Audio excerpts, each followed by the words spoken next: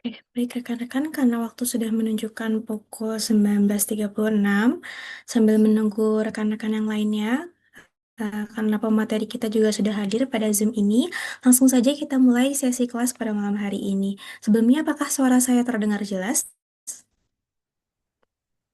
Gimana Mbak Fani? Oke.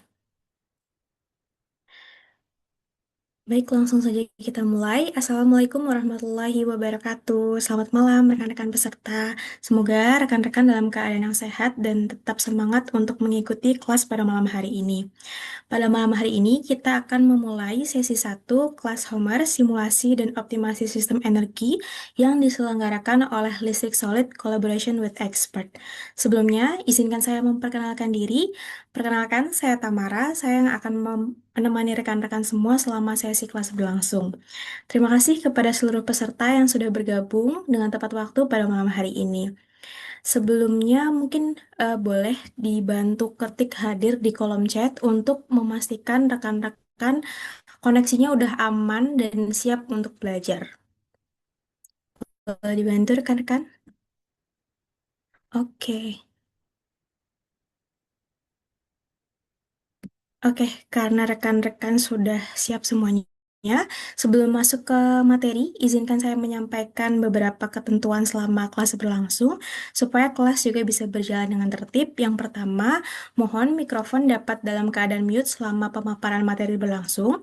Kemudian yang kedua, rekan-rekan boleh mengaktifkan kamera menggunakan virtual background yang telah di-share pada WhatsApp group. Kemudian yang ketiga, jika nanti ada pertanyaan, boleh langsung diketik di kolom chat maupun nanti bisa menggunakan fitur raise hand di akhir sesi untuk tanya jawab.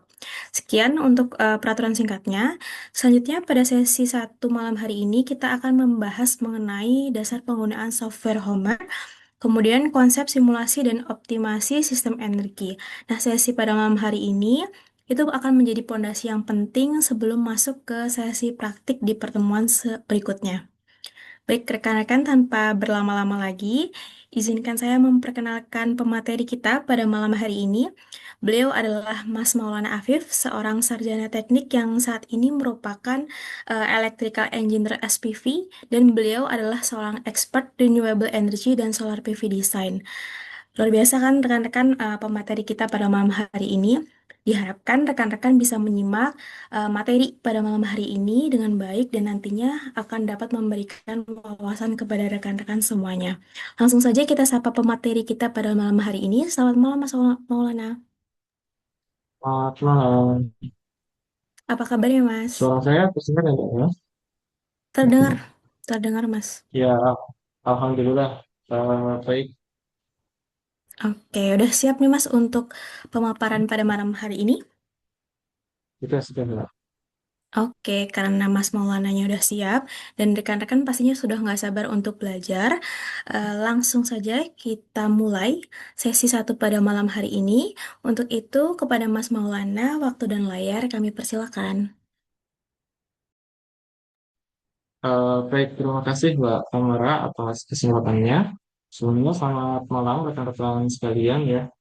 Terima kasih atas kehadirannya.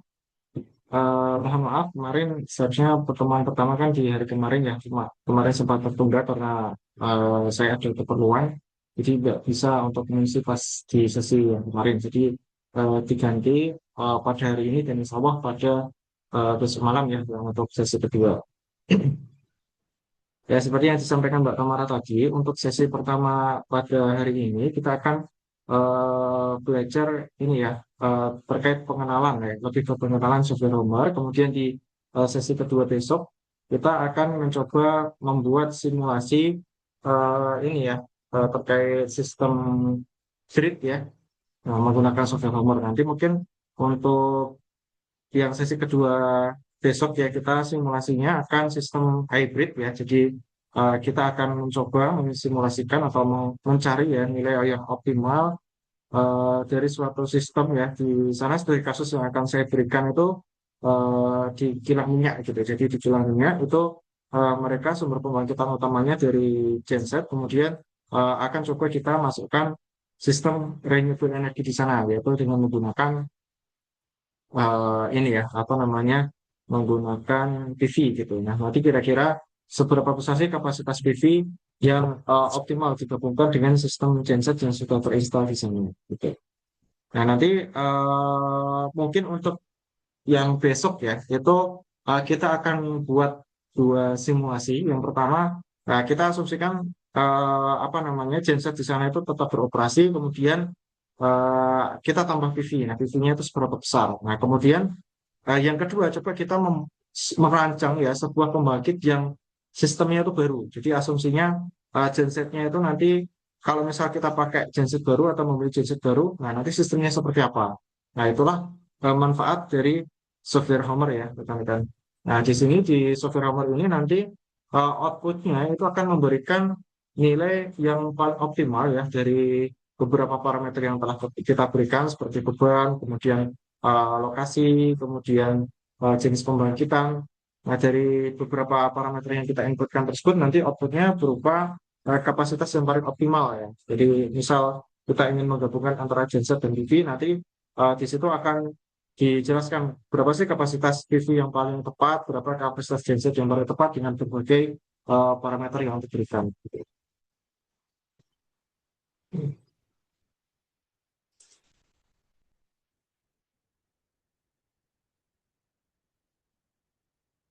Oke, ini layar saya sudah bertambah, Mbak Tamara. Sudah terlihat, Mas. Oke, yang ini ya, file presentasi ya. Iya, betul. Pengenalan Homer Oke, Pro. baik. Terima kasih. Ya, seperti yang saya sampaikan ya, di sesi pertama kita akan membahas materi terkait pengenalan Homer Pro ya. Ya, sebelumnya perkenalkan terlebih dahulu ya, nama saya Maulana Afif, background pendidikan saya alumni dari Teknik Elektro Universitas 11 Maret dengan peminatan di bidang arus kuat atau di power gitu ya. Kemudian untuk pengalaman saya sendiri, saat ini saya bekerja di salah satu perusahaan swasta ya sebagai Electrical Engineer Supervisor yaitu di PT Pura Barutama. Kemudian saya juga punya sampingan ya sebagai Electrical Consultant freelance ya, serta sebagai ini ya trainer ya di beberapa uh, ini ya batch di listrik solid begitu. Kemudian saya pribadi telah tersertifikasi ya dari Kementerian Tenaga Kerja sebagai ahli K3 listrik dari Kementerian Tenaga Kerja begitu. Kemudian untuk kontak saya, ini ada beberapa kontak yang saya berikan, barangkali rekan-rekan ingin berdiskusi atau ada hal yang pengen dikonsultasikan ya, bisa menghubungi saya via WA ataupun Instagram ataupun email serta LinkedIn ya, barangkali rekan-rekan punya LinkedIn, silakan bisa terkonek ke LinkedIn saya, nanti akan saya connect ke link begitu ya. Kemudian saya sendiri berasal dari Kabupaten Kudus dari Jawa Tengah gitu. Ya, oke, kita masuk ke materi ya, rekan-rekan. Jadi untuk materi yang akan saya sampaikan di sesi pertama ini ya, ada beberapa poin. Yang pertama terkait pengenalan Homer Pro, kemudian terkait total requirement, kemudian fundamental, sizing dan optimasi ya. Kemudian terkait input, output dari register Homer, kemudian advanced simulation, kemudian studi kasus dan additional content. Oke, kita masuk ke pengenalan Homer Pro. Ya, jadi software Homer sendiri ya, itu sebenarnya ada tiga ya, rekan-rekan. Ada Homer Pro, Homer Kit, dan Homer Front. Nah, yang paling tua yaitu Homer Pro. Kemudian untuk pengembangan yang terbaru yaitu ada Homer Grid serta Homer Front gitu. Nah, untuk Homer Pro ini adalah aplikasi yang dirancang untuk sistem tenaga jarak jauh, ya. Microgrid dan utilitas pulau atau islanded utility. Kemudian kalau untuk Homer Grid, nah ditujukan untuk fasilitas yang terhubung ke jaringan listrik atau grid connected ya. Nah, ini artinya lebih ke sistem on grid ya kalau untuk Homer Grid ini. Dan stasiun pengisian kendaraan listrik khususnya untuk aplikasi komersil dan industri di ini ya komersil dan industri begitu. Kemudian untuk Homer Front adalah aplikasi yang digunakan untuk investasi skala utilitas ya, proyek hibrida skala utilitas di depan meteran atau front of the meter seperti surya, angin, dan sistem penyimpanan energi baterai. Ya, jadi antara Homer Pro sama Homer Front ini kurang lebih hampir sama. Gitu. Cuma untuk Homer Pro nanti itu apa namanya Di sana pembangkitnya ya, pembangkit gridnya itu banyak sekali gitu. Ada PV, ada hidrogen, ada hidro, dan lain sebagainya. Kemudian untuk fokus optimasinya yaitu menemukan solusi berbiaya terendah untuk kemandirian energi dan ketahanan sistem, serta mengoptimalkan ukuran sistem untuk profil beban dan perencanaan ketahanan. Nah, jadi eh, fungsi utama dari software Homer itu adalah untuk studi optimasi. Jadi seperti yang saya sampaikan tadi, di outputan dari software Homer itu berupa rekomendasi secara teknis maupun secara ekonomis gitu. Jadi secara teknis nanti akan diberikan ya apa namanya kapasitas ya. Kalau kita belajar teknis itu kan sebesar nilai kapasitas. Nah, kapasitas dari PV yang paling optimal berapa, kapasitas dari genset yang paling optimal berapa, serta di sana akan ditampilkan simulasi perhitungan keekonomiannya. Kemudian untuk pemodelannya, yaitu memodelkan berbagai sumber pembangkit ya, mulai dari tenaga surya, angin, diesel, thermal, air, dan lain sebagainya. Kemudian untuk sejarah singkat dari Homer sendiri ya, jadi perangkat Homer merupakan perangkat yang memungkinkan ya untuk memodelkan dan mensimulasikan sistem energi dengan berbagai teknologi dan konfigurasi. Nah, ini sangat populer di sektor off-grid dan sering digunakan oleh konsultan ya, pengembang dan organisasi untuk mengukur dan mengoptimalkan komponen sistem dan mensimulasikan teknis utama dan parameter keuangan untuk digunakan selama berbagai jenis penilaian gitu. Kemudian untuk sejarah singkatnya ya, alat optimalisasi teknis dan ekonomi untuk microgrid ya awalnya dikembangkan oleh perusahaan NREL ya oleh Dr. Peter Lilienthal ya dikomersilkan pada tahun 2009 di bawah Homer Energy LLC begitu. Kemudian untuk beberapa ini ya komponennya ya ada basic komponen di Homer itu ada controller, generator, PV, angin ya storage itu penyimpanan baterai, kemudian ada converter itu untuk mengkonversikan ya baik dari DC ke DC, AC ke DC ataupun DC ke AC gitu. Kemudian advance module ya itu meliputi pembangkit biomass, hidro, CHP, advanced load, advanced grid, hidrogen, advanced storage, multi-year, MATLAB, dan lain sebagainya. Oke, mungkin kita langsung aja ya ke step berikutnya. Jadi untuk penggunaan Homer ya, di sini nanti ada beberapa parameter yang perlu kita inputkan ya. Jadi sebelum kita mensimulasikan, yaitu harus menginputkan atau memasukkan informasi komponen ya, mulai dari generator, angin, surya, kemudian biayanya ya, jadi perhitungan pembiayaannya. Jadi apa namanya? Ketika kita menggunakan software Homer, itu tuntutannya kita adalah harus paham terkait pembiayaan dari proyek tersebut. Jadi nanti misal kita akan mensimulasikan antara genset dengan PV. Di sana kita diminta untuk menginputkan untuk 1 kWp PV itu kira-kira harganya berapa rupiah. Kemudian untuk genset nanti kira-kira kalau genset itu kan kaitannya solar ya, kalau uangnya itu keuangannya kan kaitannya dengan energi atau bahan bakarnya yaitu solar. Nah, nanti kita harus masukkan harga solarnya itu per liternya berapa. Nah, dari situ nanti dari Homer akan mensimulasikan. Nanti kira-kira yang paling optimal ya dengan kondisi beban ya, dengan kondisi beban yang kita masukkan itu kira-kira pembangkit yang paling optimal itu apa gitu. Kemudian untuk hasilnya ya, hasil diurutkan berdasarkan biaya sekarang bersih dapat dilihat di bawah tombol hasil dalam bentuk tabel dan grafik. Jadi nanti hasilnya itu berupa rekomendasi ya dalam bentuk tabel. Nah, nanti di tabel itu ada beberapa ini ya informasi ya dari mulai kapasitas, kemudian misal ada 3 pembangkit yang kita simulasikan, misal PV, angin, dan genset. Nah, nanti dari ketiga itu kira-kira yang paling optimal itu PV-nya berapa kW, gensetnya berapa kW, dan apa namanya anginnya berapa kW begitu.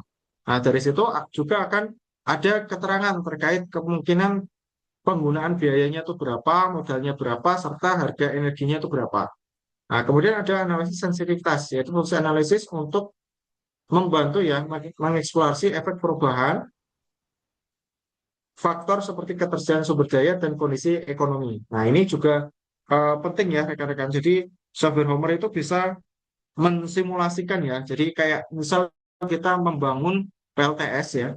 dengan kapasitas kecil, ya katakanlah sekitar 1 kWp, dengan kapasitas yang besar 100 kWp gitu.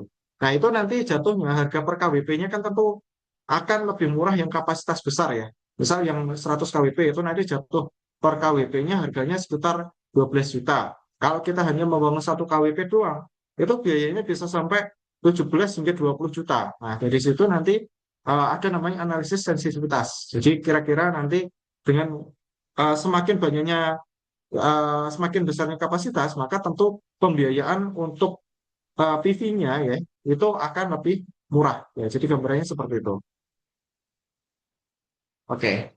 Nah, sebelum ke simulasi ya, mungkin saya jelaskan terlebih dahulu terkait data rekrutmen ya, terkait load ya. Rekan-rekan. Load itu beban ya. Oke. Saya menjelaskannya secara paralel ya dari file PPT dan dari software homework-nya. Kalau sekarang software homework-nya apakah sudah tertampil, Mbak Tenara?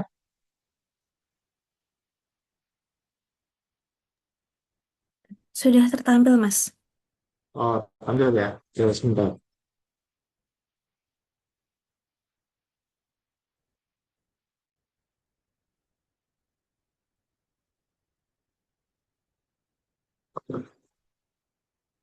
Ya, ke ini ya, load ya. Jadi di sini ini adalah tampilan software homework ya, rekan-rekan. Ketika pertama kali kita membuka software homework, ya untuk rekan-rekan tadi untuk link downloadnya sudah saya berikan ya di grup. Nah, kemudian untuk link download yang saya berikan di situ ada versi cracknya juga ya. Silakan rekan-rekan barangkali ada yang mau nge-crack juga dipersilahkan ya. Cuma di sini catatannya adalah kita hanya untuk keperluan belajar ya, untuk keperluan bisnis ataupun apa namanya ya untuk keperluan bisnis ya. Harapannya rekan-rekan bisa membeli yang versi resminya gitu loh, yang versi terlisensi gitu. Jadi untuk pembelajaran di sini saya cukup pakai yang versi tracknya saja. Nah, yang pertama di sini ada electrical load ya. Nah, electrical load yaitu berupa beban ya, beban elektrik. Nah, ketika kita pilih ya, kita ke load di sini, kita masuk ke elektrik. Nah, di sini tertampil seperti ini. Jadi apa namanya? Kita ada opsi ya. Jenis bebannya itu seperti apa? Apakah beban residensial, komersial, industrial, community, atau blank? Ya, kalau residensial itu adalah beban yang sifatnya perumahan.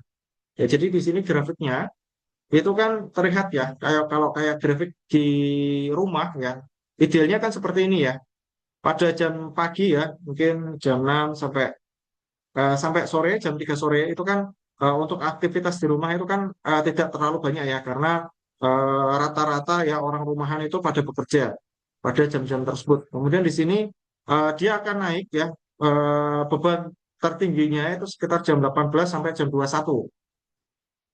Kemudian setelah itu masuk ke jam-jam tidur ya atau jam malam. Nah ini jam 3 ini bebannya sedikit ya, mungkin hanya lampu, beberapa lampu yang ada di rumah, bahkan beberapa lampu juga kan ada yang dimatikan begitu.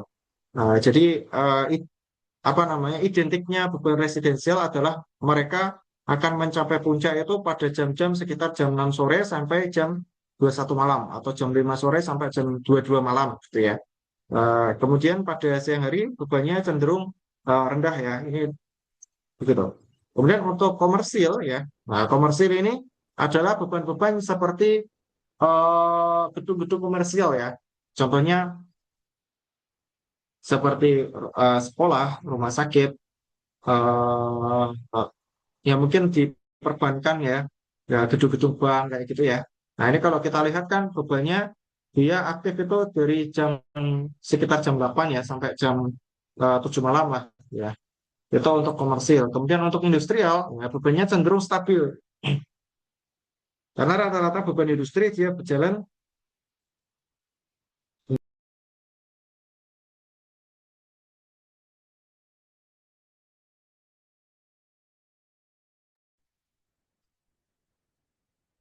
ya untuk beban-beban industri rata-rata mereka berjalan selama 24 jam ya. Karena beban industri kebanyakan adalah 24 jam. Ya, di sini rekan-rekan bisa pilih ya sesuai dengan kebutuhan ya. Nah, nanti mungkin kalau yang akan saya simulasikan di sesi kedua, yaitu adalah beban industrial. Kasusnya adalah di kilang minyak. Di kilang minyak itu kan operasionalnya selama 24 jam ya. Nah, coba kita oke ya. Nah, setelah kita oke ya, rekan-rekan di sini tertampil ya grafik bebannya ya. Kalau kita belum menginputkan ya, idealnya akan tertampil seperti ini ya. Jadi nilai bebannya adalah 1000 kW. Nah, ini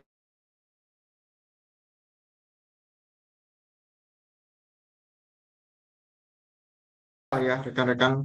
Harapannya sebelum rekan-rekan mensimulasikan itu sudah ada data yang dikumpulkan terlebih dahulu. Nah, nanti saya pribadi ya untuk di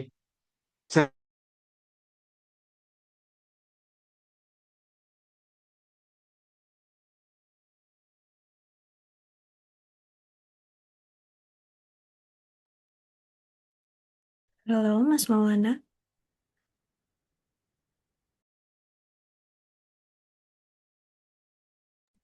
Mohon ditunggu ya rekan-rekan, sepertinya sinyalnya Mas Maulana sedang.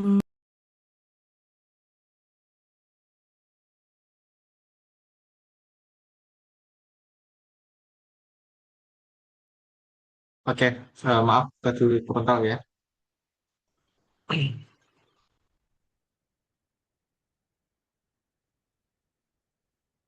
Ya, saya lanjutkan ya rekan-rekan. Eh, untuk pembebanan di sini ya, kita bisa melakukan input secara manual ya. Jadi harapannya sebelum kita mensimulasikan di Homer itu harus tahu dulu profil bebannya seperti apa. Jadi harus ada record bebannya ya. Nah, di sini untuk inputannya itu adalah setiap jam. Jadi kita mensampling ya beban setiap jamnya itu seperti apa. Ya pada jam 0, jam 1 malam, jam 2, jam 3 sampai jam 2 3 malam gitu. Kemudian di sini rekan-rekan bisa inputkan secara manual. Ya, ini bisa kita edit ya. Misal di sini saya edit jadi 2000. Nah, ini bisa ya. Nah, nanti grafiknya akan seperti ini.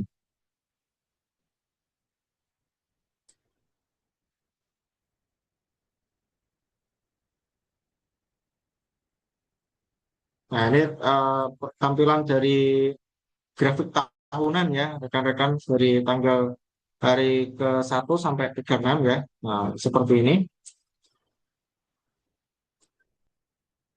Nah, kemudian di bawah sini ya ada day to day dan ada time step. Nah, ini adalah random variability. Jadi yang namanya beban ya, walaupun di industrial itu kan dia juga punya ini ya pergerakan ya, walaupun pergerakannya kan nggak jauh ya kalau untuk industrial ya. Jadi naik turunnya itu paling di sini kira-kira 10 hingga 20% gitu.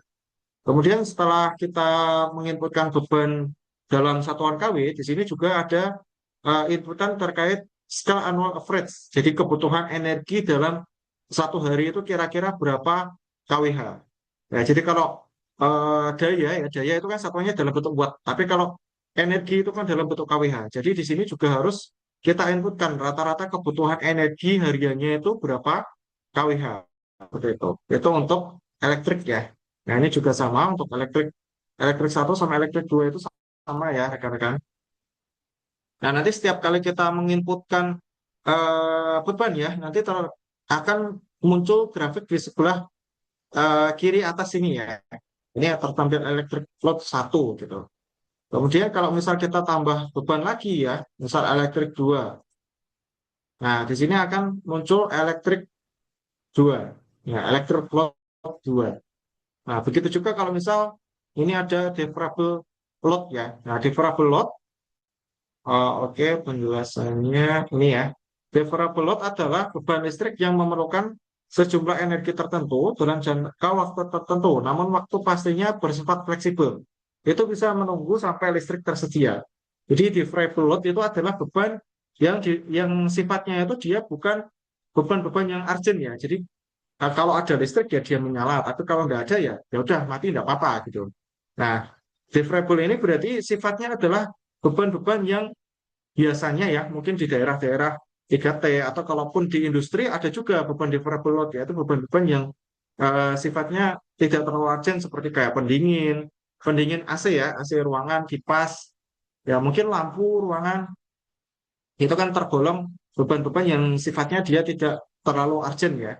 Kalau urgent ya yang kaitannya dengan mesin ya, rekan-rekan yang kaitannya dengan mesin produksi itu kan sifatnya harus menyala. Cuma kalau kayak untuk keperluan di perkantoran kayak lampu, terus AC ruangan itu kan ya dikatakan penting-penting, cuma di sana sifatnya tidak urgent ya. Ya, jadi favorable load itu adalah untuk menganalogikan beban-beban yang sifatnya dia tidak terlalu urgent begitu.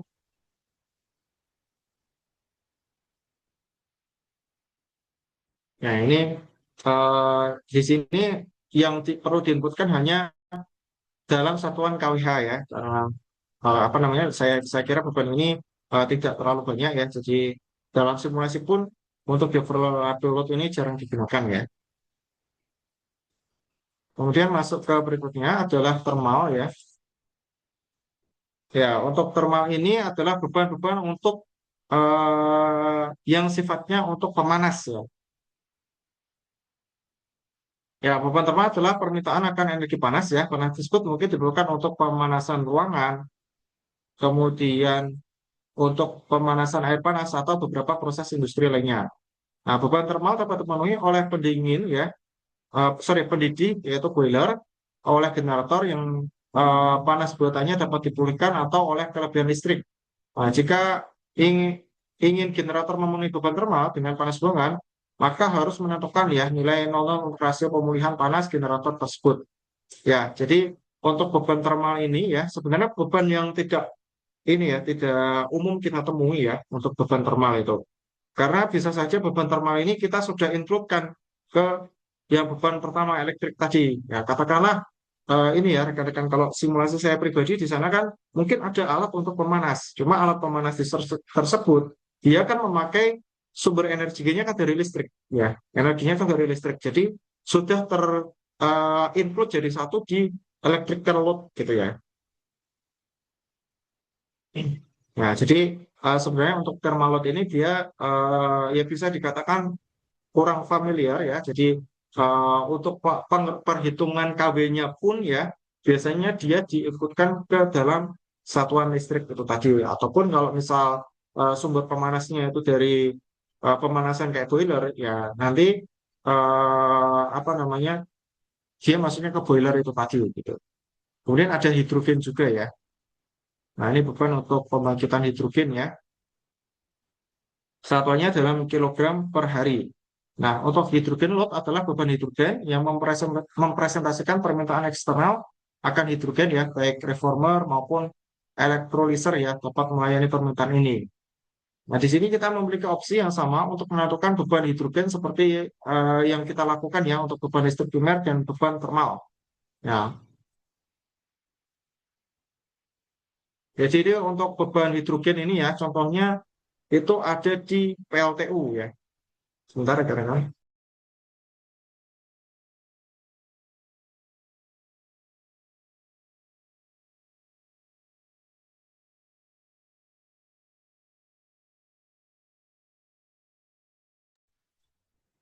Ya, saya lanjutkan kembali. Jadi contoh beban hidrogen ya, mungkin kalau di masa yang akan datang ini hidrogen ini cukup banyak penggunaannya ya. Nah, contohnya kalau yang sekarang ini sering kita temui, hidrogen itu bisa kita temui di PLTU atau pembangkit yang di sana menggunakan generator ya sebagai sumber pembangkit energi listriknya yang dia sifatnya di sana penggeraknya bisa menggunakan uap gitu ya. Nah, biasanya hidrogen digunakan sebagai pendinginan ya. Jadi pendinginan dari generator itu dia menggunakan hidrogen. Nah, kemudian saya kira di masa yang akan datang penggunaan hidrogen ini akan semakin meningkat ya karena pengembangan di masa depan ya itu bukan lagi baterai ya rekan-rekan. Jadi untuk kendaraan-kendaraan listrik ya di masa yang akan datang itu pengembangannya adalah menggunakan hidrogen. Nah, ini saya sedikit sharing sedikit ya. Jadi saya pernah ini ya apa namanya mengobrol ya dengan salah satu dosen dan praktisi juga. Dia di sana banyak kerjasama dengan manufaktur perusahaan di Jepang. Nah, beliau itu cerita terkait kenapa Toyota ya itu dia tidak banyak mengembangkan terkait mobil listrik ya. Jadi Toyota itu punya mobil listrik, cuma dia tidak banyak, cuma ada satu jenis kayaknya kalau nggak salah. Nah, karena si Toyota ini sudah memandang ke masa depan bahwasanya baterai ya, baterai itu dia itu eh, bisa dikatakan kurang efisien ya. Utamanya untuk daerah-daerah di tropis kayak di Indonesia. Ya, jadi baterai ya memang mobil listrik itu bagus. Dia konsepnya menyimpan energi listrik di baterai itu tadi. Cuma baterai sendiri karakteristiknya itu kan operasionalnya adalah untuk peruntukan di suhu yang dingin ya. Suhu yang dingin. Nah, kalau baterai bekerja di lingkungan yang panas ya idealnya ya di bawah 25 derajat Celcius. Kalau lebih dari itu efek yang terjadi apa? Lifetime-nya itu tidak lama atau usia pakainya tidak lama. Jadi baterai tersebut cenderung akan cepat rusak begitu ya, rekan-rekan. Nah, makanya Toyota ini dia tidak banyak fokus mengembangkan ini ya kendaraan listrik, tapi mereka langsung ke kendaraan hidrogen begitu. Karena memang hidrogen ini untuk masa depan lebih efisien ya, karena sumber bahan bakarnya kan dari air ya.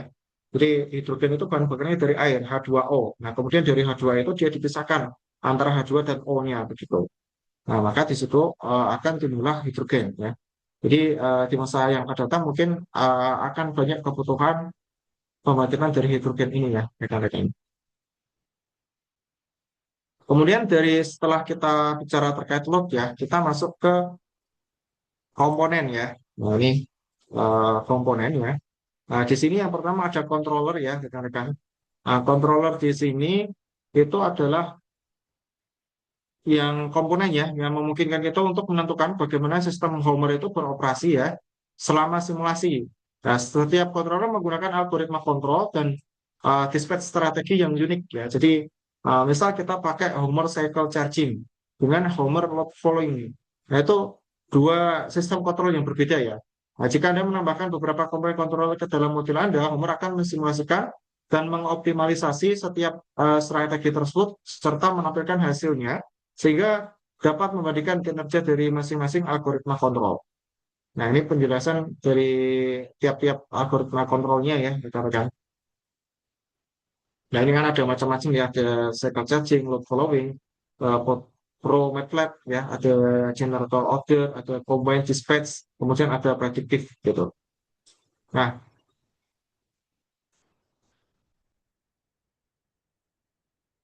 ya, untuk Homer cycle charging atau CC ya pada strategi cycle charging setiap kali generator diperlukan, generator beroperasi pada kapasitas penuh ya dan kelebihan daya digunakan untuk mengisi bank baterai. Nah, cycle charging cenderung optimal pada sistem dengan sedikit atau tanpa energi terbarukan.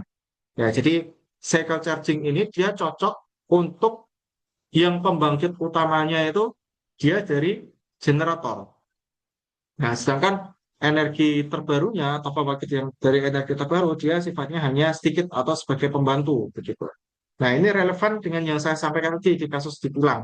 Di Kilang tadi kan kita akan mencoba mensimulasikan ya bahwasanya di sana itu sudah ada pembangkit dari genset. Ya, jadi pembangkit utama genset, kemudian akan kita masukkan PV di sana. Tujuannya untuk penghematan dari penggunaan solarnya begitu ya. Karena seperti yang kita ketahui ya rekan-rekan untuk harga solar industri ya. Kalau kita bicara kilang minyak, maka kita solarnya yang dipakai adalah solar industri. Nah, solar industri itu harganya mahal ya. Gitu. Jika dibandingkan solar jenis biasa, tentu selisihnya jauh ya. Solar industri per liternya itu sampai sekitar 22.000.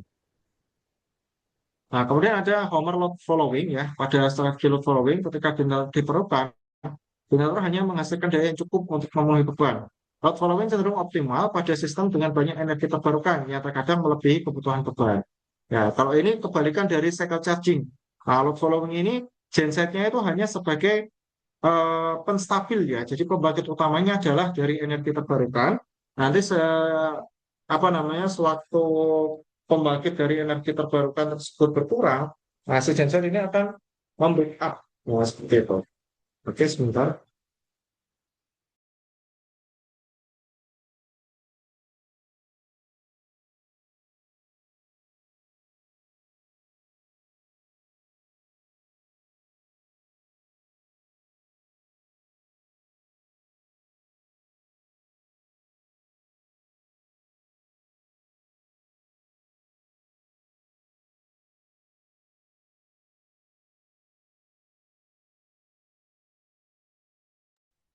Ya, mohon maaf tadi saya ngatasin cas laptop sebentar ya, itu masalah tadi. Oke, saya lanjutkan. Kemudian ada Homer Pro MATLAB Link. Ya, fitur Homer Pro MATLAB Link merupakan Anda menulis algoritma display sendiri untuk Homer Pro menggunakan MATLAB. Ya, jadi kita di sini kalau sudah expert ya, kita mau mencoba sistem kontrol ya.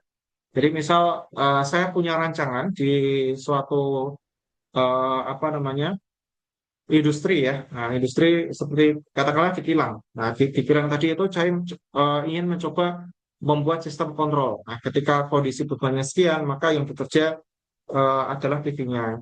Ketika kondisi sekian, yang bekerja gensetnya. Nah, itu bisa kita simulasikan sendiri ya, rekan-rekan. Nah, kita bisa merancang di situ, kemudian kita masukkan ke MATLAB gitu. Ya ke MATLAB, kemudian dari MATLAB itu bisa kita integrasikan dengan Homer. Oke, kemudian ada Homer Generator Order ya.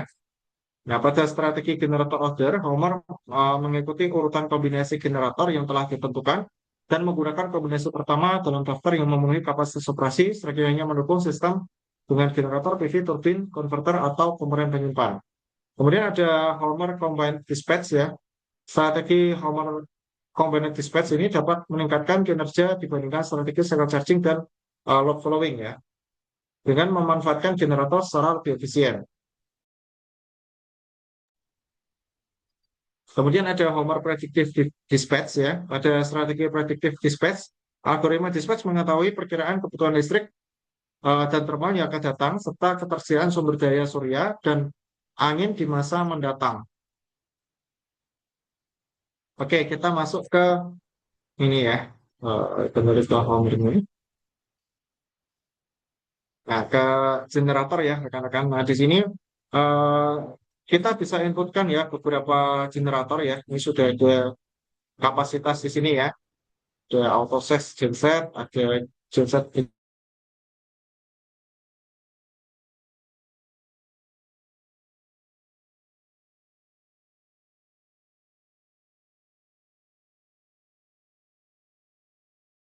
menggunakan kita tinggal add ya. Sebentar. Oke, ini ya. Nah, untuk auto save genset di sini ya, rekan-rekan, itu berarti kita di sini sifatnya adalah ingin merancang suatu pembangkit baru. Nah, karena merancang pembangkit baru, tentu kita belum tahu kapasitas genset yang tepat itu berapa. Nah, nanti si Homer inilah dia yang bertugas untuk menentukan kapasitas genset yang sesuai itu berapa gitu. Nah, ini di sini kan tidak ada inputan nilai KW dari jasa itu tadi. Yang perlu kita inputkan hanya ini ya, inisial capital, ya, biaya pembangkitan, atau biaya konstruksi pertama, atau pembelian pertama, kemudian ada biaya replacement, yaitu biaya penggantian, kemudian ada biaya operation maintenance ya, eh, per jam ya, ini satuannya, kemudian ada harga ini ya, fuel price, harga solar ya, per liternya. Oke, untuk harga di sini ya rekan-rekan, itu bisa kita ubah ya satuannya di economics ini ya. Nah, satuannya kita bisa ubah. Ya, di sini ada satuan mata uang dari berbagai negara, bisa kita sesuaikan ya. Misal kita Indonesia, nah, maka di sini akan menggunakan rupiah. Kemudian apabila kita ingin menginpukan genset, tapi ternyata bis ini gensetnya tidak ada ya. Nah, itu juga kita bisa menambahkan library-nya ya. Nah, kita bisa tambahkan library untuk genset. Nah, caranya adalah kita mencari generator ya.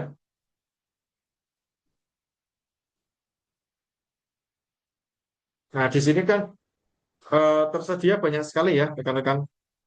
Nah, yang dicentang ini adalah yang ditampilkan di survei Romer. Nah, yang tidak tercentang itu yang tidak ditampilkan. Nah, bisa misal kita ingin menampilkan yang misal ini ya, CAT 2000 kVA. Oke, coba kita lihat ya.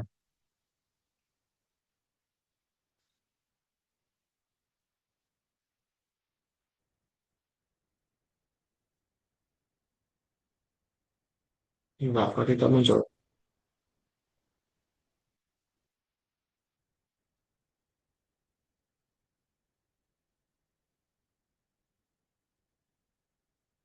Oh, yuk, bentar. Ini kita harus delete dulu.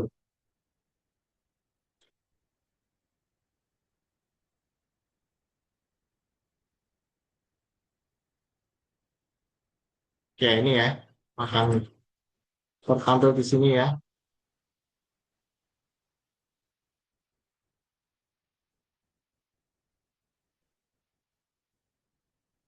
Ya, ini. Ya, bisa kita pilih ya rekan-rekan ya.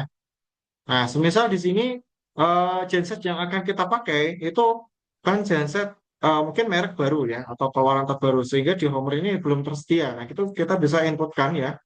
Dengan cara kita coba cari ya yang kapasitasnya itu misal serupa ya. Katakanlah genset yang kita apa namanya ingin kita masukkan adalah merek Cummins. Cummins. Coba di sini kapasitasnya adalah yang katakanlah 800 kW. Di sini kan tidak ada ya. Nah, coba caranya adalah kita cari Cummins yang kapasitasnya tertinggi ya, katakanlah ini. Kemudian kita copy ya, ini paste dulu. Nah, kemudian kita copy. Nah, file kopiannya ini akan muncul di bawah. Nah, ini. Nah, di sini bisa kita edit ya, rekan-rekan ini bisa kita sesuaikan. Nah, misal Cummins 800.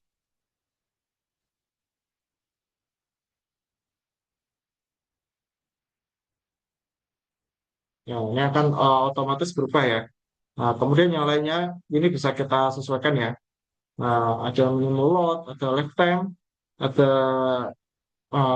apa namanya CHP, kemudian untuk fuel-nya, grafiknya seperti apa. Ya, ini untuk grafik fuel ini juga setiap generator itu dia beda-beda ya, rekan-rekan. Itu ada di nameplate generator atau di dataset generator itu nanti ada. Nah, nanti akan saya jelaskan di sesi kedua. Kalau di sesi kedua besok itu ada penggunaan genset gitu ya. Ya, kemudian kita lanjutkan ya setelah genset kita ke PV ya. Nah, untuk PV di sini ya ada tiga ya, generic PV, concentrating, kemudian starter for your track. Nah, ini yang paling umum digunakan ya yang generic ini ya. Nah, untuk apa katalog ini ya. Nah, ini di sini juga sama seperti genset ya, ada tersedia berbagai merek ya, rekan-rekan. Nah, itu juga bisa kita inputkan gitu ya. Nah, cuma kalau saya pribadi jarang menginputkan apa namanya per merek itu tadi ya. Nah, cuma lebih ke general ini. Nah, jadi di sini kita hanya menginputkan ya kapasitasnya berapa ya kapasitas harga per 1 kW katakanlah gitu. Misal 1 kW harganya adalah sekitar 20 juta ya. Kemudian replacement-nya misal 2 juta. Operasi maintenance-nya 2%-nya berapa? 400 ribu. Nah, ini misal kalau 1 kW. Nah, katakanlah, nah ini kita, nah misal kapasitasnya 10 kW, nanti harganya jatuhnya lebih murah. Bukan 200 juta, tapi mungkin 175 juta.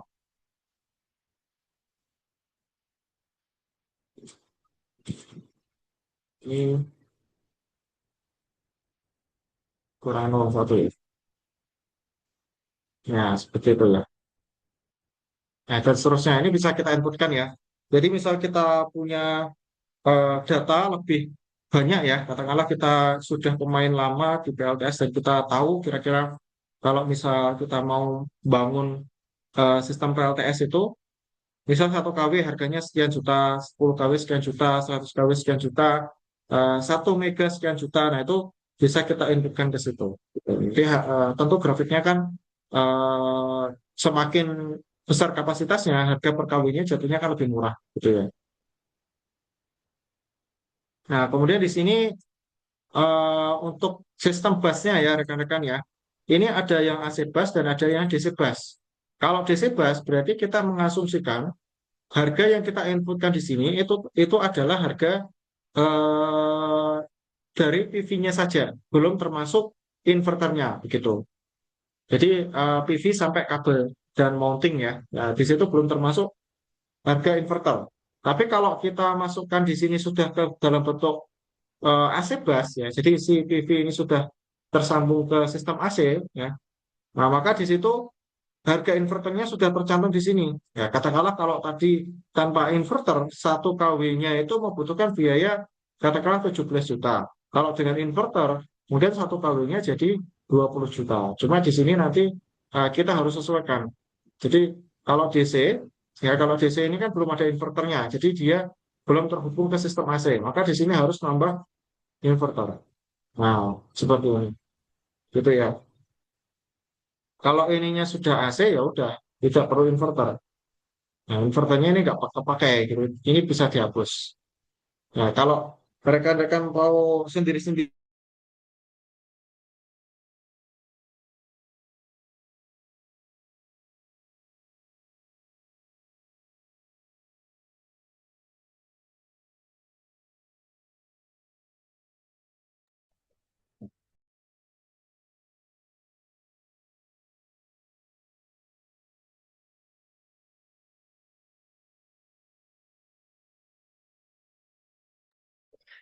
Mohon ditunggu kembali ya, Mas. Perkenalkan.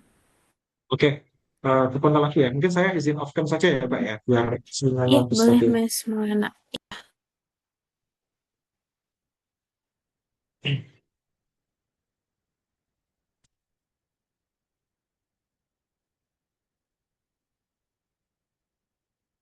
Ya, kemudian untuk wind turbine ya, ini juga kurang lebih sama ya. Di sini yang kita inputkan hanya apa namanya kuantitas ya. Kalau ini kan sudah dalam bentuk 3 kW ya. Jadi satuan kuantitinya di sini adalah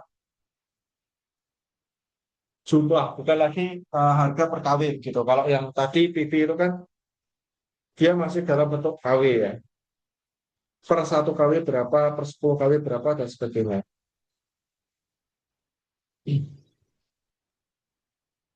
Kemudian ada storage ya, storage ini untuk baterai ya. Nah, di sini juga terdiri dari macam-macam baterai ya, rekan-rekan. Nah, ini juga dari segi inputan, nah, kurang lebih sama ya. Nah, kalau baterai di sini, dia tidak ada opsi AC ya. Jadi untuk baterai di sini tidak ada opsi output-nya itu AC ya. Jadi ketika kita menggunakan baterai ya, maka ya harus menambah konverter gitu ya. Nah, seperti ini. Kemudian konverter ini dia inverter ya, rekan-rekan. Ini inverter. Di sini ada berbagai jenis merek ya. Kalau misal, nah ini ada berbagai merek ya. Misal kok yang rekan-rekan ingin pakai tidak tersedia sini ya bisa diinputkan secara manual gitu. Kemudian custom ya.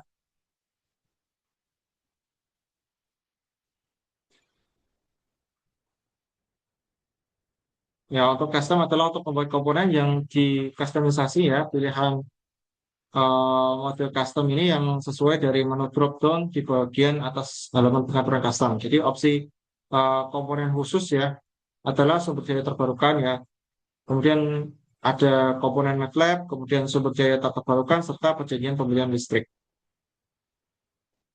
Kalau saya sih jarang memakai ya rekan-rekan untuk menu apa namanya custom ini. Kemudian ada boiler ya. Ini penggunaan boiler ya, efisiensinya berapa persen boilernya, kemudian karbon monoksida emisinya berapa, kemudian pembakaran hidrokarbon yang tidak terbakar ya atau unburn yaitu berapa dan lain sebagainya ya.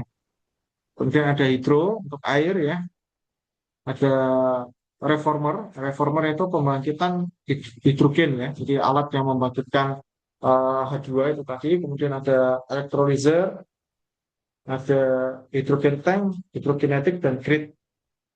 Nah, yang saya kira sering dipakai itu yang di sebelah kiri ini ya, karena kalau yang hidrogen dan grid itu saya kira kurang familiar dipakai ya. Nah, oke, kemudian kita masuk ke resource ya. Nah, di resource ini, nah, resource itu adalah sumber data ya.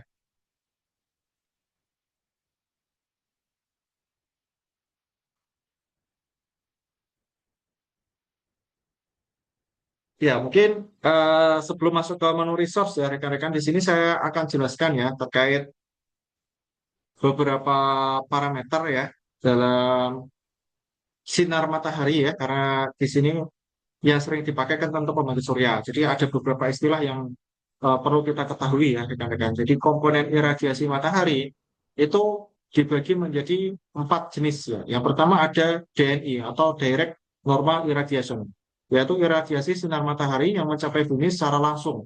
Nah, besar intensitas iradiasi matahari berkisar antara 100 sampai 1000 watt per meter persegi. Nah, jadi ini adalah sinar matahari yang sampai ke PLTS itu secara langsung. Nah, kemudian ada radiasi terdifusi atau disingkat sebagai DIF atau diffuse horizontal irradiation, yaitu iradiasi sinar matahari yang tersebar akibat adanya uap air, partikel debu, dan partikel-partikel yang terdapat di atmosfer. Kemudian ada albedo ya. Albedo ini merupakan besarnya cahaya yang dipantulkan oleh benda yang dikenainya. Kalau diffuse tadi itu adalah eh, eh, sinar matahari yang ini ya apa namanya terganggu ya karena ada apa namanya awan, ada uap air, ada debu yang terdapat di udara, maka sinar matahari itu tidak sampai ke bumi secara 100%. Gitu. Nah, kemudian ada yang namanya albedo. Nah, albedo itu merupakan besarnya cahaya yang dipantulkan oleh benda yang dikenainya seperti tanah, air, dinding, dan lain sebagainya. Jadi sinar matahari ya yang bisa dimanfaatkan oleh TV itu tidak hanya sinar yang secara langsung, tapi sinar pantulan itu juga bisa. Contohnya adalah di sistem PLTS terapung. Di PLTS terapung itu mereka rata-rata ya menggunakan jenis PV yang jenis bifasial. Artinya PV-nya itu dia punya dua sisi ya, sisi atas sama sisi bawah. Nah, kedua sisi tersebut itu sama-sama bisa mengkonversikan ya dari cahaya matahari menjadi energi listrik gitu. Jadi apa namanya albedo itu adalah cahaya pantulan. Nah, kemudian yang terakhir ada namanya GHI atau Global Horizontal Irradiance. Ya, jadi GHI itu adalah hasil penjumlahan ya rekan-rekan. GHI itu hasil penjumlahan dari DNI, DIF, dan albedo. Gitu. Jadi hasil penjumlahan total gitu ya.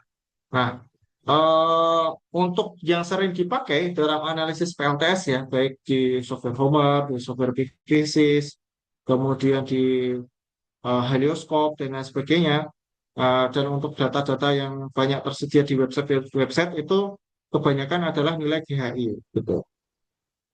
Termasuk di Homer pun itu data DNI tidak tersedia. Kalau di PVSys ada ya, kalau di PVSys ada data GHI ada, DNI ada, DIF pun ada. Cuma kalau di Homer, setahu saya yang tersedia hanya data dari GHI begitu.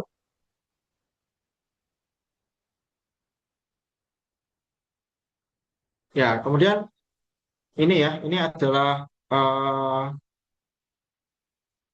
resource dari Homer ya. Di sini ada solar GHI. Nah, solar GHI di sini ini akan muncul ya rekan-rekan setelah kita menginputkan lokasi. Jadi misal ini ya, ini setelah kita masukkan daerah Semarang.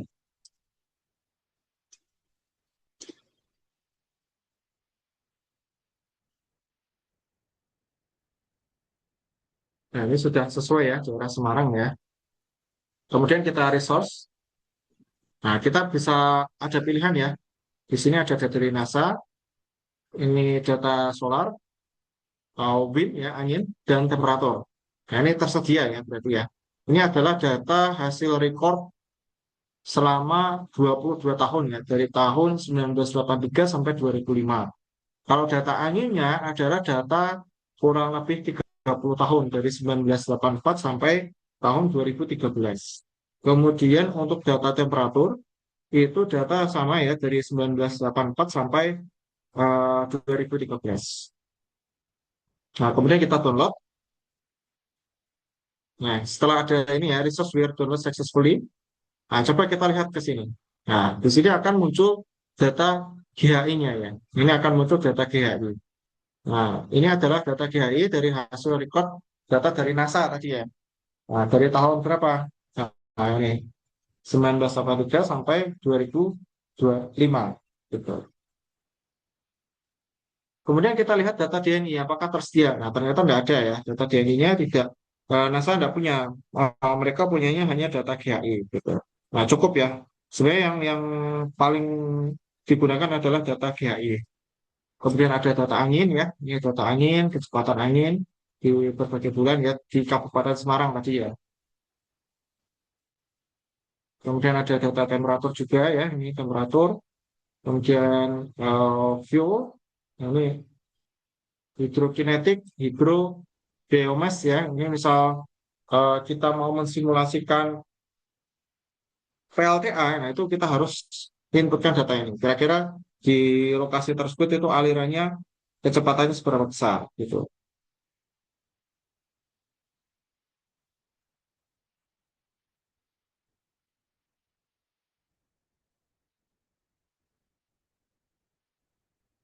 Ya. Nah, kemudian kita masuk ke project ya, rekan-rekan. Oke, untuk memahami project ya, ini saya oke ya. Bentar. Kita buka sampel saja ya. Di sini ada beberapa sampel project ya, rekan-rekan. Ya, untuk lebih mudah memahami, kita lihat sampel yang sudah ada. Sebentar, yang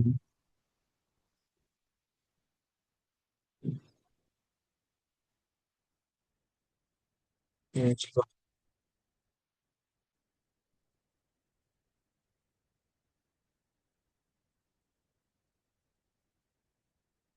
Oke, ini ada contoh project ya.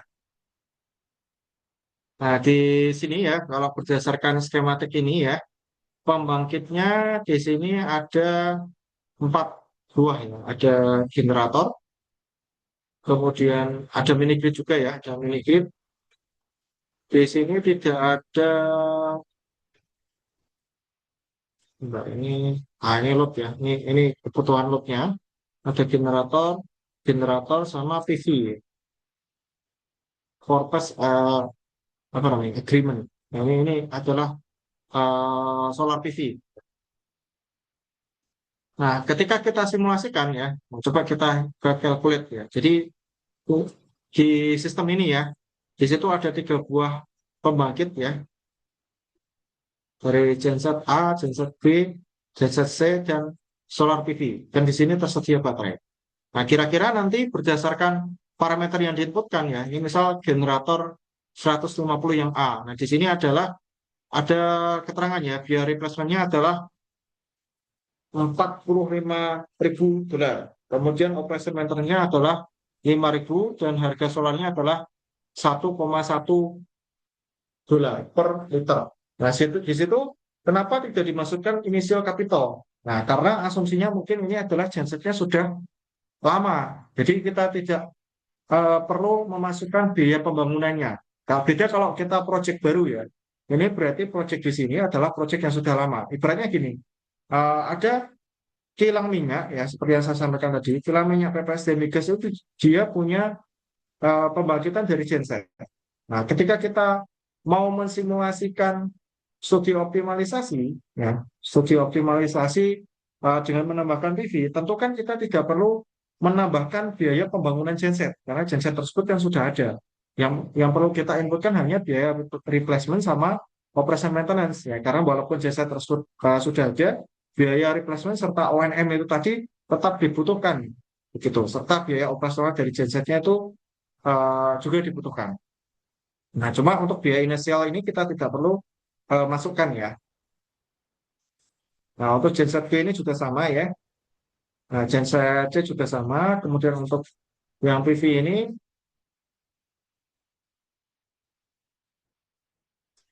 nah ini tidak ada keterangan harga ya. Dia hanya memberikan kapasitas ya, for purchase agreement.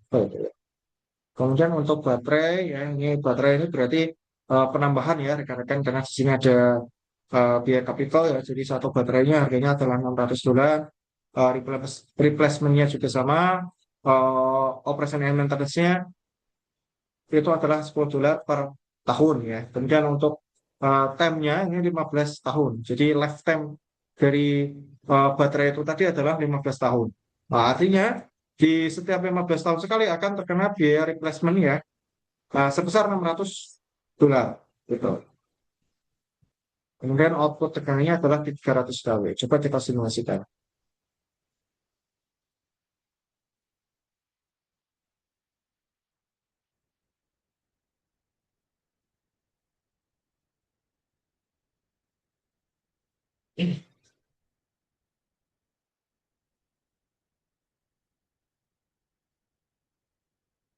Ya, oke. Di sini oke akan tertampil ya rekan-rekan ya. Akan tertampil hasil optimalisasi ya, optimization result. Nah, di sini ada kategori, ada overall. Nah, kategori ini adalah dia hanya menampilkan kesimpulan yang paling ini ya, yang paling baik dari setiap kategori. Misal yang paling pertama. Nah, yang paling pertama di sini adalah menggunakan ketiga genset, terus PV, baterai, dan inverter. Nah, itu kapasitas yang paling baik adalah PV PPA-nya adalah 6,13. Kemudian gensetnya kan ini 150, 150, 150, dan baterainya apa namanya menggunakan 296. Serta konverternya menggunakan 214 kW.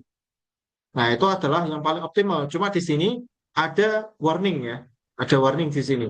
The system has a renewable penetration high enough to cause stability problem that require more detailed modeling. Nah, jadi di situ ada keterangan ya. Jadi ada apa namanya masalah stabilitas. Nah, biasanya itu terkait transient ya sama log flow. Nah, itu bisa kita simulasikan menggunakan software bantuan lainnya ya, rekan-rekan menggunakan etap gitu ya. Nah, jadi kalau mungkin rekan-rekan tertarik nanti di listrik solid itu di akhir bulan ini ya, kalau nggak salah itu ada kelas untuk simulasi ya sistem hybrid. Nah, di sistem hybrid itu nanti kita akan belajar ada menggunakan Homer sama ada etapnya juga. Nah, jadi kita memastikan bahwasanya dari Homer di sini kan sudah merekomendasikan nih. Nah, ini ada rekomendasi paling atas adalah ini, semua pembangkit. Cuma di sini ada warning. Nah, kalau ada warning seperti ini, jadi kemungkinan di situ ada masalah pada sistem. Jadi harus ada simulasi lebih lanjut. Tapi ketika tidak ada warning ya, berarti sistem ini sudah dipastikan dia sudah cukup bagus, bisa disimulasikan. Nah, ini sudah fix bagus ya. Karena yang untuk warning ini itu harus dicari permasalahannya dan dicoba disimulasikan lagi begitu ya. Nah, dari output ini ya, nanti ada ini ya keterangan NPC atau net present cost ya. Net present cost itu adalah keuntungan bersih. Nah, itu nilainya adalah sekian. Kemudian ada COE ya. COE itu adalah save cost of energy, jadi harga pembangkitan ya.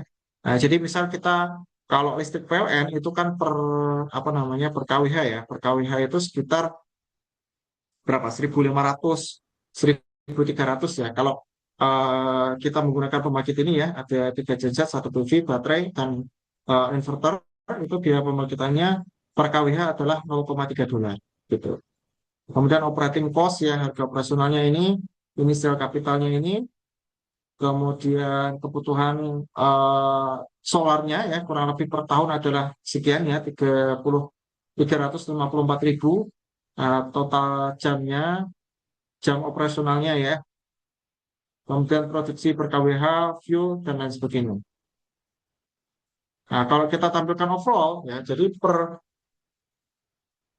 Nah, ini per item ini banyak ya rekan-rekan. Kalau yang pakai tiga pembangkit, satu PV dan satu inverter itu ada banyak kemungkinan. Nah, di sini kalau kategori sini adalah kemungkinan yang termurah.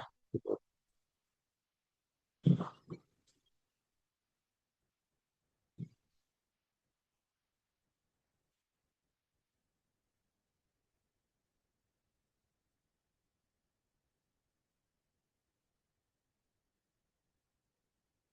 Nah, ini juga bisa kita ini ya rekan-rekan ya, apa namanya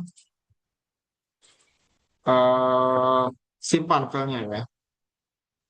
Coba kita simpan.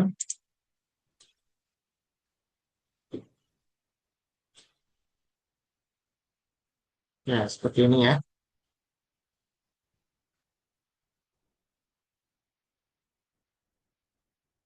Nah, ini file Excel-nya gitu.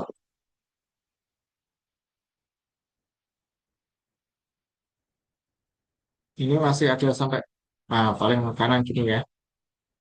Ya, ini ada keterangan masing-masing generator 150A, 150B, kemudian ada PV ya. Ini PV kira-kira kalau menggunakan sistem A, produksi per tahunnya sekian, dua operasionalnya sekian, kemudian baterainya ya. Nah, satu kWh lithium ini dia mampu menyimpan energi sekian kWh per tahun, nominal capacity, total kapasitasnya, dan lain sebagainya. Oke, itu contoh studi optimalisasi ya, rekan-rekan. Nah, coba kita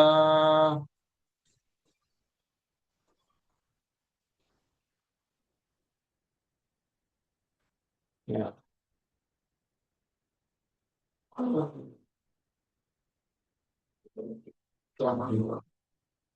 bentar ya.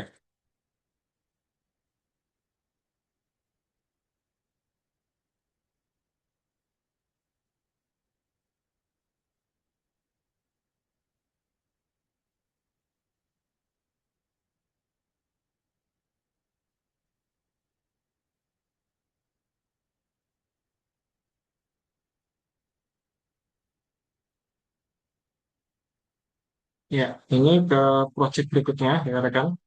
Itu tadi contoh studi optimalisasi ya. Ini juga masih sama terkait studi optimalisasi ya.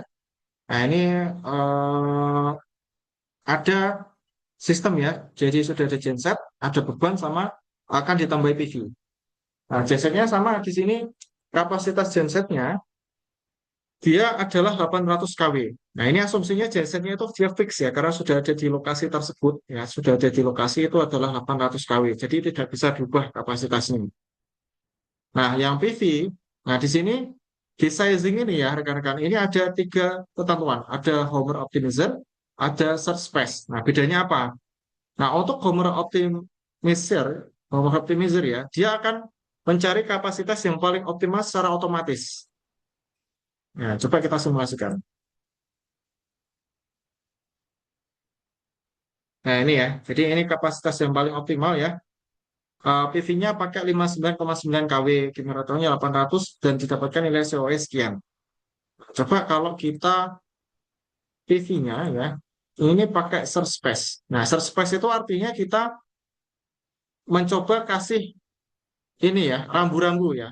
Nah, ini apa namanya? Search space itu kalau home optimizer tadi dia menentukan nilai itu secara manual. Tapi kalau search space ini semi manual, artinya kita sudah kasih gambaran, oh, kalau 0 kW 10, 20, 39, 40, 50, 60, 70 dari beberapa kapasitas yang kita masukkan itu tadi, nanti yang paling optimal itu yang mana? Coba kita lihat. Pasti nanti output PV yang paling optimal adalah dari salah satu yang kita masukkan ini. Ya, ini ya. Paling optimal adalah 60 kW.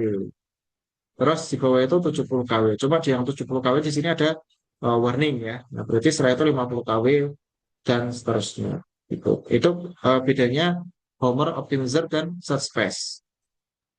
Nah, terus kalau Homer Optimizer ini juga bisa advance ya. Ini ada nilai lower sama upper. Upper itu maksimal, lower itu nilai minimal. Jadi coba nilai minimalnya adalah 50. Nah, kita lihat. Sorry, nilai maksimalnya ya. Ya, yang optimal tentu 50 ya. Karena tadi kan kalau kita simulasikan kan ketemu nilai yang paling optimal kan 60. Jadi kalau di sini kita maksimalnya 50 ya dia akan mencari 50 tadi atau yang paling mendekati dengan 60. Nah, coba kalau kita di sini kasih 100 ya, coba.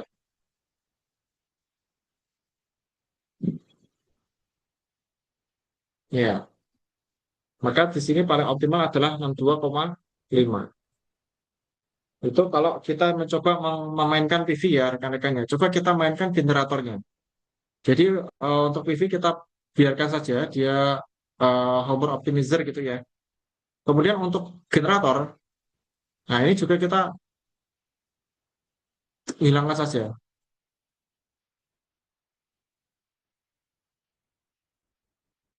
Sebentar.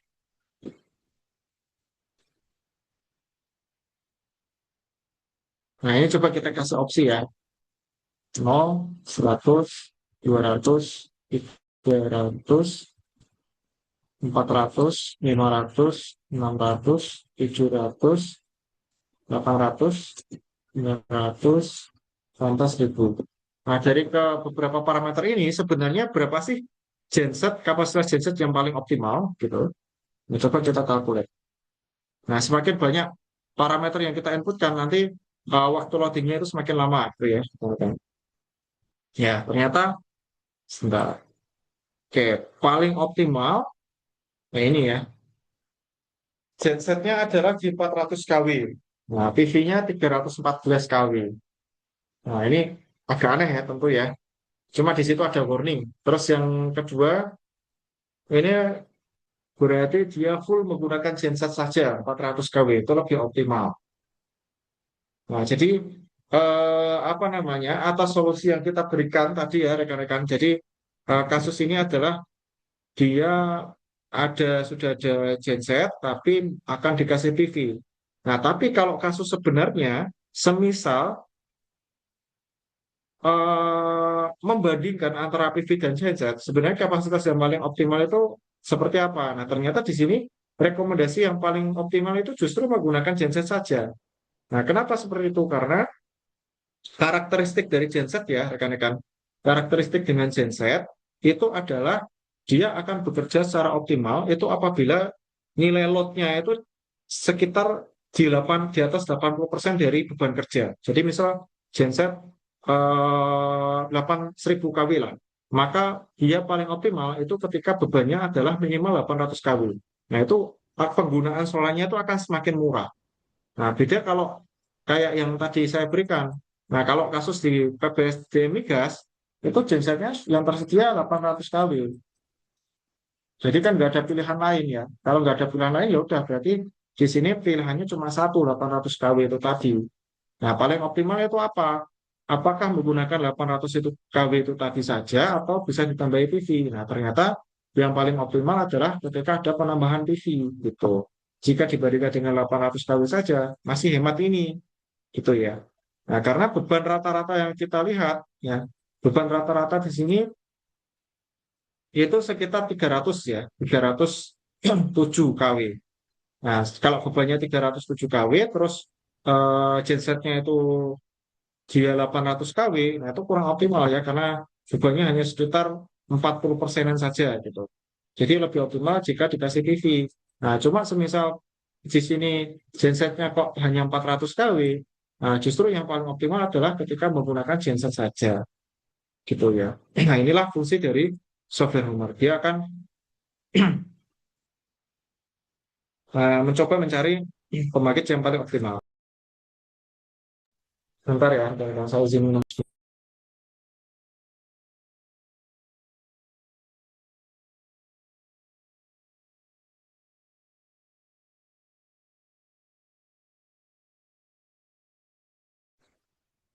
Oke.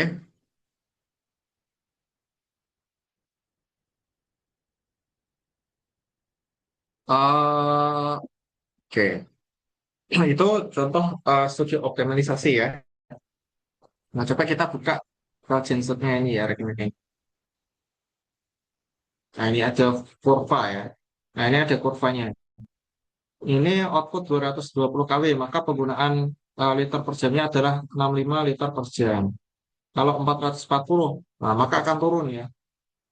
Nah, logikanya kalau dia bekerja linear, ya harusnya di sini adalah 130. Kalau bebannya dua kalinya, ya dua kali dari 220 kW, maka solarnya adalah 130. Tapi ternyata di sini hanya 113. Nah, artinya semakin tinggi kapasitas dari genset, maka penggunaan solar per liternya, apa, per kWh-nya itu akan lebih murah, gitu ya. Nah, ini grafiknya seperti ini. Kalau bebannya semakin tinggi, nah bebannya semakin tinggi, maka eh, dia akan semakin efisien. Nah, coba ini kalau bebannya turun, kalau bebannya kecil, efisiensinya akan berkurang, gitu. Jadi ini juga diperhitungkan ya dalam simulasi Homer. Oke, mungkin itu sebentar masih ada tambahan sedikit ya, kan.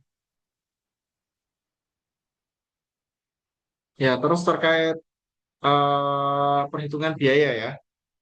Bentar.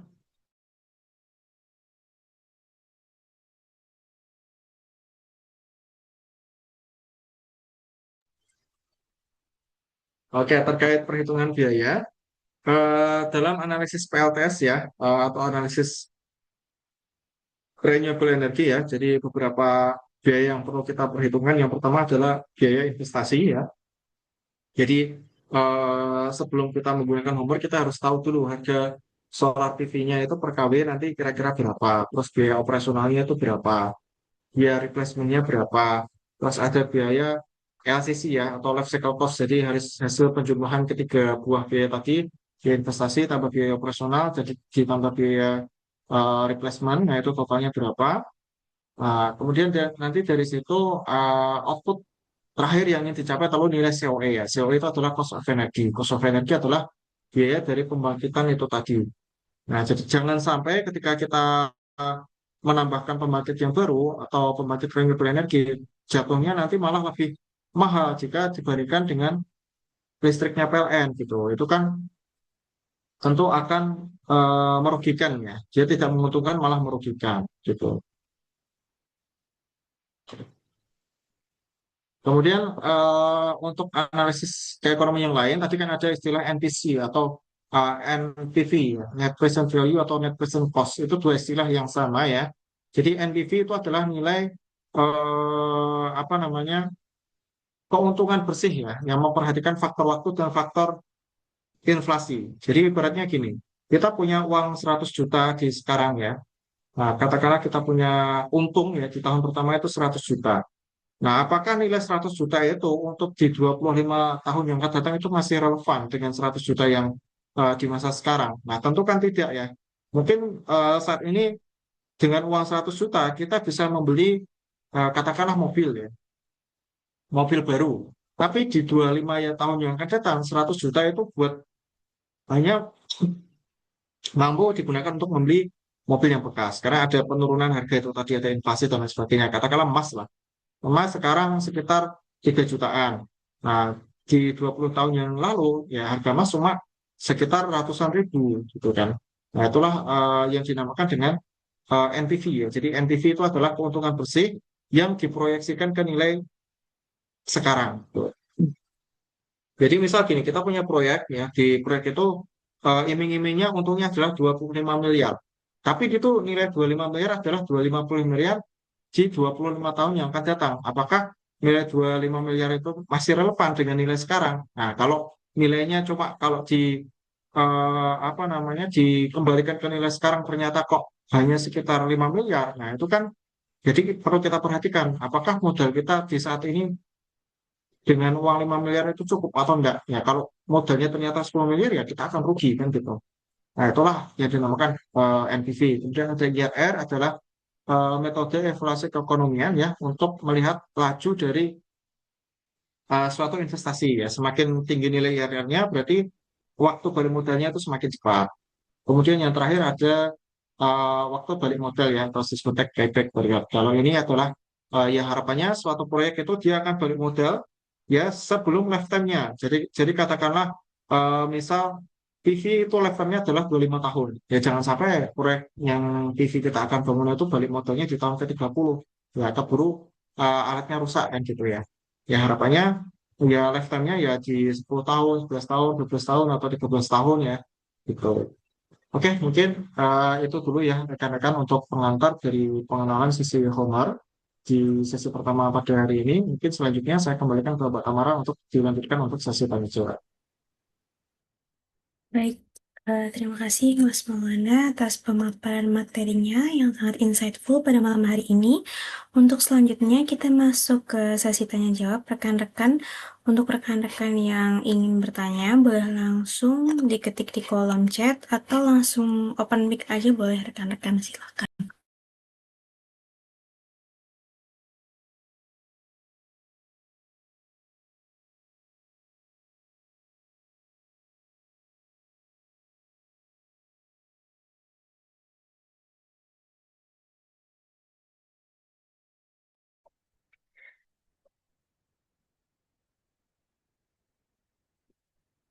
Berarti untuk pengenalannya ini sudah selesai ya Mas Maulana untuk malam hari ini? Sudah, Mbak. Ya memang target saya Oke. 1,5 jam, terus setengah jam ini Mm-mm. bersisi tanya jawab. Oke. Oh, udah ada pertanyaan dari Mas Syahrul. Punten mau bertanya terkait data iridiasi tadi, samplingnya hanya sampai tahun 2005. Itu apakah masih bisa dipakai atau perlu input manual ya untuk data iradiasi tersebut? Ya, setahu saya sih sudah masih bisa digunakan Mas, walaupun itu sampai tahun 2005 ya. Jadi kalau di PVSys itu saya lupa ya, karena kalau PVSys itu datanya 2008. Ya, cuma kalau ditanya masih relevan ya masih relevan ya. Cuma kalau misal kita punya alat sendiri, terus kita sampling sendiri, ya itu juga boleh. Jadi kita bisa inputkan secara manual ya. Jadi data iradiasi tadi bisa kita ambil data dari NASA ataupun kita inputkan secara manual gitu. Atau kalau misal kita punya referensi lainnya, katakanlah ada web yang menyediakan data yang lebih terkini gitu ya, itu bisa kita inputkan secara manual juga gitu. Jadi misalnya nggak ada data ya kita pakai data 2005 itu sudah cukup Mas. Itu masih ini ya buat penelitian secara ilmiah itu masih masih layak ya gitu. Karena memang kalau data cuaca itu ya idealnya dia mengambilnya tidak hanya 1-2 tahun saja. Kalau ibaratnya kita mengukur secara manual kan mungkin ya 1-2 tahun saja. Kalau 30 tahun lagi kan kita sudah tua ya. Jadi memang ya pakai data iradiasi ini sudah cukup kalau saya ya. Karena kan datanya tadi kan sekitar berapa 20-30 tahunan ya itu sudah relevan sekali kalau bagi saya gitu Mas. Oke. Apakah sudah menjawab Mas Syahrul? Sudah jelas?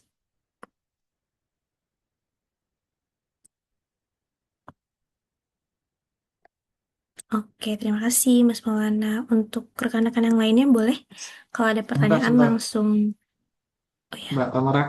Oh ini Mas, Mm-mm. saya habis ngecek data dari software PVSys ya. Ini saya share screen sedikit. Nih kalau ya Homer PVSys itu kan sebenarnya software yang saling berkaitan ya, sama-sama terkait renewable energi. Kalau PVSys lebih ke PV memang. Nah kalau di PV ini, di PVSys ya, ada data meteoronom, yang ngambilnya data meteoronom, bukan NASA. Nah ini datanya dari 2016 sampai 2021. Itu mungkin bisa lebih relevan gitu ya Mas ya. Nah jadi misal kita bisa mengkombin ya data dari sini, kemudian kita kombinasikan ke apa namanya Homer tadi. Kalau Homer datanya memang sudah cukup lama, nah kita bisa ambil data dari sisi ini juga, gitu. Ataupun kalau masnya tahu yang lain ya, ada juga web seperti Global Solar Atlas itu juga menyajikan data, cuma saya nggak tahu tahun berapa itu. Itu dia web yang harusnya kalau basisnya web itu ya lebih update ya jika dibandingkan kayak aplikasi. Kalau aplikasi kan semakin lama ya, misal bertambahnya tahun ya, ini datanya kan semakin usang gitu. Tapi kalau web itu kan biasanya ini ya, dia update terus gitu. Gitu Mas. Jadi bisa diinputkan secara manual ya intinya.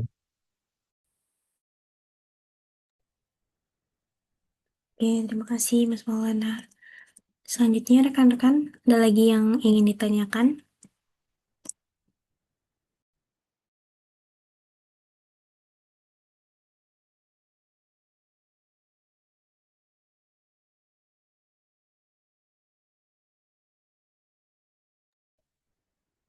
Ada pertanyaan tambahan lagi Mas Maulana dari Mas Syahrul. Tadi terkait warning karena penetrasi PLTS, kalau di Homer apa bisa langsung diintegrasikan dengan etap atau di silent? Atau perlu build SLD-nya secara manual? Halo, Mas Maulana?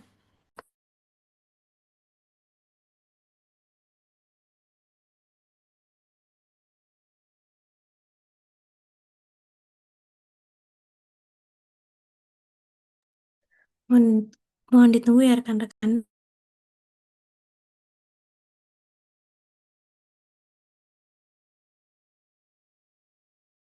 Maaf, Kak Samara kita bagaimana tadi? Oke, Ada tadi tambahan ada dari Mas? pertanyaan tambahan Mas dari Mas Syahrul. Tadi terkait warning karena penetrasi PLTS, kalau di Homer apa bisa langsung diintegrasikan dengan etap atau di silent? Atau perlu build SLD-nya secara manual? Seperti itu Mas. Jadi pertanyaan bagus. Kalau saya pribadi sejauh ini manual, Mas. Jadi kita desain ya secara manual di divisis gitu. Karena gimana ya? Kalau di divisis itu, kalau di Homer itu kan, sorry, kalau di divisis di etap ya, saya bisa pakai etap.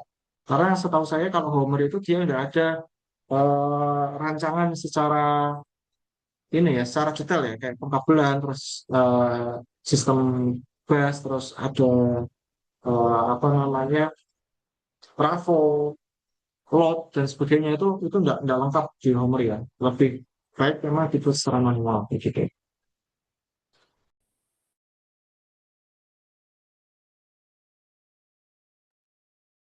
Oke, terima kasih Mas Maulana. Untuk Mas Syahrul, apakah ada yang ingin ditanyakan lagi? Kemudian untuk rekan-rekan lainnya boleh juga ya kalau misalkan ada pertanyaan.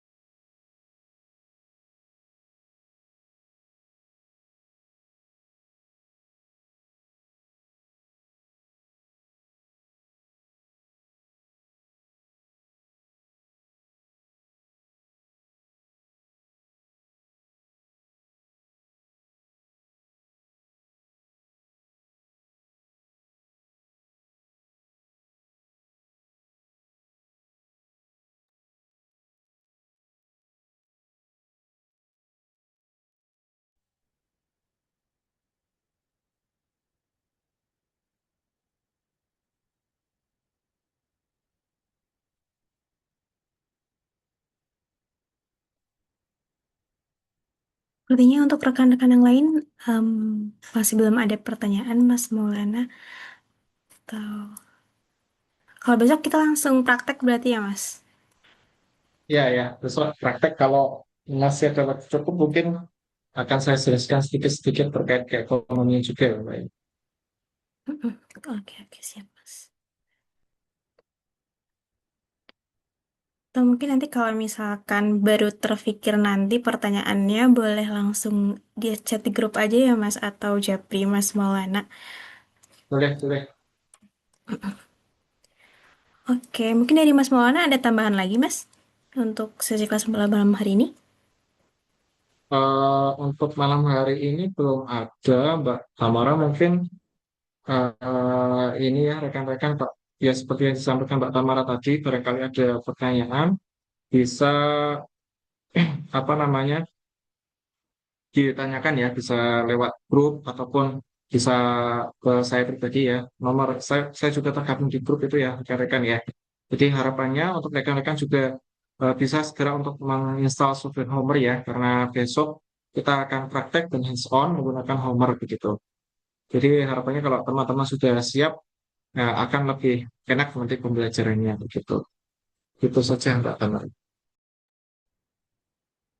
Baik, terima kasih Mas Maulana.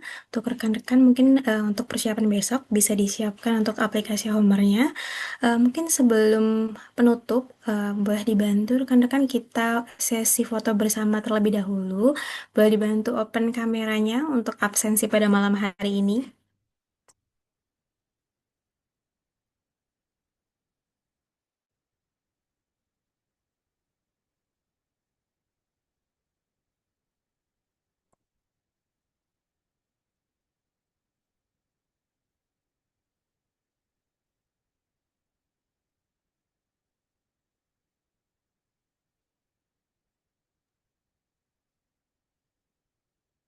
Mas Agus Nadi dan Mas Dwi Hidayatul, apakah bisa open kameranya?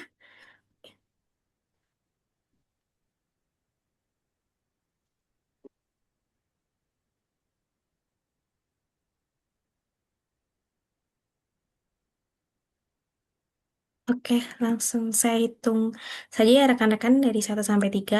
1, 2, 3. Sekali lagi rekan-rekan, 1, 2, 3. Oke, baik, terima kasih. Baik rekan-rekan, tidak terasa kita telah sampai di akhir sesi pertama belajar Homer pada malam hari ini. Terima kasih atas partisipasi dan antusiasme rekan-rekan semua. Kemudian diinformasikan untuk rekaman kelas, kemudian untuk link di sesi berikutnya, atau apabila ada pertanyaan, itu nanti bisa langsung ke grup WhatsApp aja ya rekan-rekan. Semoga materi malam ini bermanfaat dan menjadi bekal untuk sesi praktik selanjutnya. Terima kasih juga kepada Mas Maulana yang sudah mengisi materi pada malam hari ini. Saya Tamara selaku MC, pamit undur diri. Mohon maaf apabila ada kesalahan. Selamat malam dan sampai bertemu di sesi besok. Terima kasih.